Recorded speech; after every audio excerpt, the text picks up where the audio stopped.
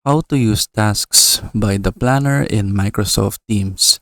So here I am in Microsoft Teams. So if you want to use the planner application, you can just click apps right here in the sidebar. Then you can just search for planner right here, press enter, and then it should appear right here in the search results. So you can see this one, the planner by Microsoft. So just click that. And then you can see the details right here if you want to read its details as well as the reviews and so on. Now what we need to do is that we just need to click add so that it will be installed in our Microsoft Teams. And then you can select a channel if you want to use the planner right here in a specific team channel, or you can just open it right here. Now it will appear right here in your sidebar. So if you plan to use the planner like regularly, what you can do is that you can right click, click pin, so that you can move it around right here in the sidebar, and then it will be immediately there. So you don't need to click apps anymore. And then from here, you can go ahead and create your tasks. So for example, we can create a task right here. And then let's say this is task 1.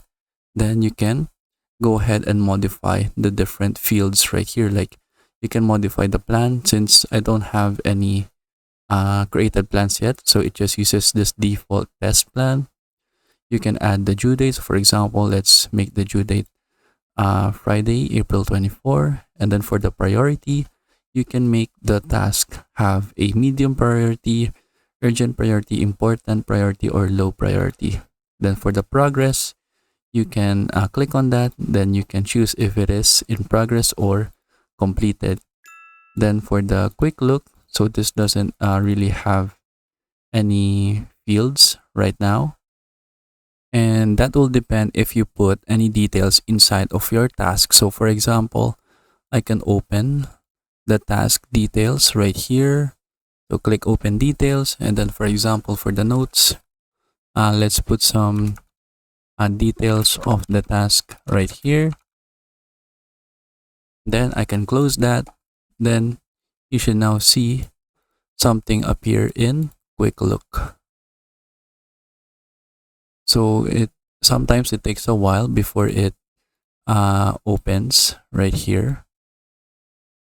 But after waiting or reloading, a note should appear right here, and then it will just show the details of your task. And then you can go ahead, create more tasks right here. And for example, we can put this as important task.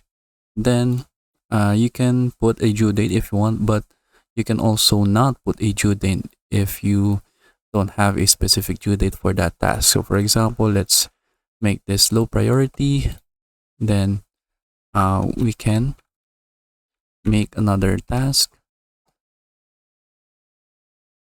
So let's just change the task right here. So this one will make the low priority. This one will be important, and then this one will be urgent. So now that you have that, what you can also do is that you can filter your tasks. So for example, we can use filters. We can filter by the due dates. For example, if today, so since we don't have any task that has the due date for today, it doesn't show anything. But you can change this to, for example, late, or maybe tomorrow, this week, next week, and so on. Then for the priority, you can filter it by according to the priority of your task. Like for example, if it is an urgent task, you can also choose if you want to have multiple filters. Like for example, it now shows the urgent and important tasks right here. Then you can also do this for medium and low priority tasks. Then you can also do that for progress. You can go ahead and show or filter the not started tasks right here, or the in progress tasks, or as well as the completed tasks if you already have a task completed. So for example, we mark this as complete by just having the check right here in the circle.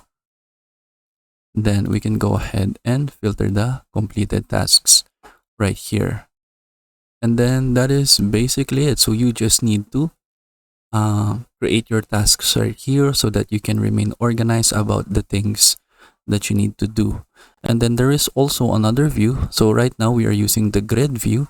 You can also have the board view right here, and then you can go ahead and move the tasks right here if they are in progress or completed. So instead of having this grid, you can also have this board view if you want.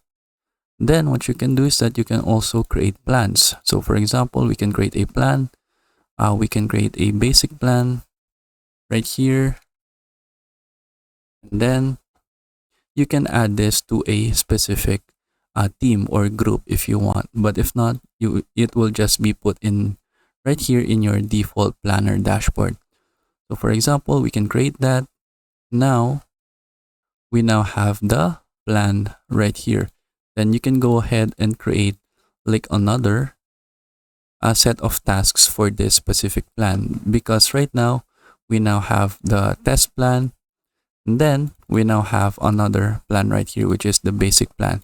Then you can go ahead and create tasks for your basic plan right here. Then you can have some other fields right here. So now you have assignment, where you can assign specific people to the task. You can put the start date and due date, and then you have the bucket right here, and then the progress, and then the priority. So sometimes the fields are different depending on the plan that you're using. So for example, you see these default templates right here, but you can also click see all templates. Then you can see how the template will look. So for example, for the simple plan, it looks like that. Then you have the benefits. You can also have project management. So as you can see, the structure of the plan is different. Then you have software development, business plan, and employee and onboarding. So let's say I use software development.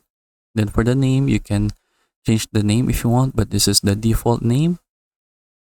And then what you can also do is that you can put this to a specific group. So let's say I put this to the test team, click create. And now we should now see the plan right here. We have the software development, and then we have different tasks right here that is already added for the template. Like you have obtain user feedback, conduct needs analysis, and so on. And then you have the bucket right here. So the bucket is different. Instead of just having to do, you have different choices like scope, analysis, and software requirements, design, development and testing, pilot, and deployment right there. And then you can sort the specific fields right here as well if you want. And then as well as the progress, you have the priority, and then you have labels right here. And then the same thing, you have the grid view, the board view. You can also have the schedule view. So if you have due dates for your specific plans, you can also add them right here. And then you can also see charts about the specific tasks that are started, in progress, late, or completed, or their specific bucket.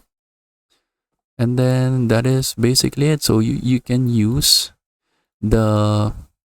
these tasks by using the planner right here to organize all of the things that you need to do. And then that is it. So I hope you learned how to use the tasks by the planner application in Microsoft Teams, and thank you for watching.